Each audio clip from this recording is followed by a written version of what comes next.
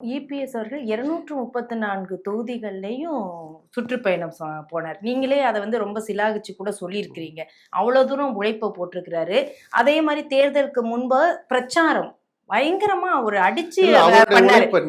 அதோட வெளிப்பாடு தானே இவ்வளவு எம்எல்ஏக்கள் 47 கிடைச்சது. சொல்லி முடிச்சிடுறேன். அவருடைய உழைப்பே இல்லை, அவருக்கு பங்களிப்பு இல்லைன்னு சொல்லல. கட்சி தோல்வி நோக்கி தான் போகணும், அவங்க எல்லாருக்குமே தெரியும். கட்சி ஒற்றுமைப்படுத்துறதுக்கு ஏதாவது ஒரு ஸ்டெப் எடுங்க, எடுக்கல.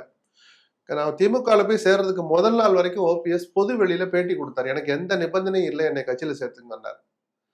எந்த ஓபிஎஸ் எதிர்த்தார்களோ சில முன்னாள் அமைச்சர்கள் அவர்களே போய் அண்ணன் சேர்த்துக்கலாம்னு, அவர் தான் எந்த நிபந்தனை இல்லைங்கிறார். சொன்ன போது கூட அதை பத்தி காது கொடுக்க கேட்க மறுத்தார்.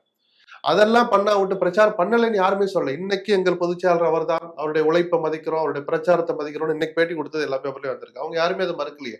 முதல் முறையா எடப்பாடியுடைய கேரக்டர்லாம் தள்ளி வச்சுட்டு தன்னுடைய வீட்டுல அன்அபிஷியலா ஒரு மீட்டிங் போட்டார், எம்எல்ஏக்கெல்லாம் வர வச்சு. அவர் சொன்ன முதல் வார்த்தை என்ன தெரியுமா? இந்த வெற்றி உங்களால் உங்களுக்கு கிடைத்த வெற்றினாரு.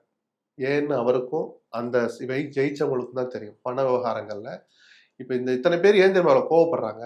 எம்பி தேர்தல் நடந்த போது தகுதியற்ற பல பேருக்கு வாய்ப்பு கொடுத்தாரு. ஏன்னா காசு யார் வச்சிருக்காங்களோ அவங்கள வேட்பாளரை போட்டுங்கட்டு ஒதுங்கிட்டார். ஏன்னா என்கிட்ட இருக்கிற பணம் எம்எல்ஏ தேர்தலுக்கு தான் அப்படின்னு சொல்லியிருந்தார்.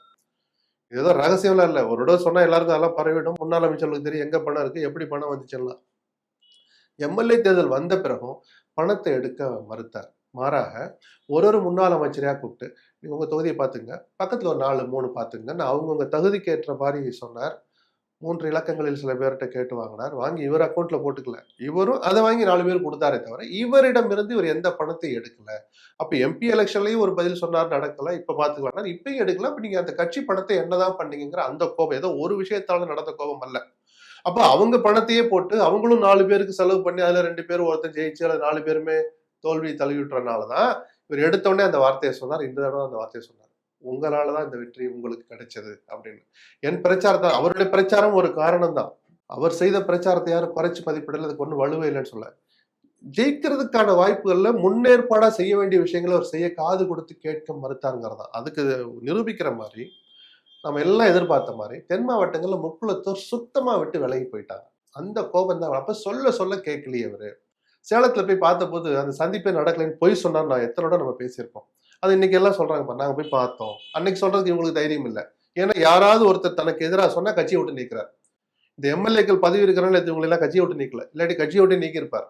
Velamal Engineering College. Admissions open. Begin your future.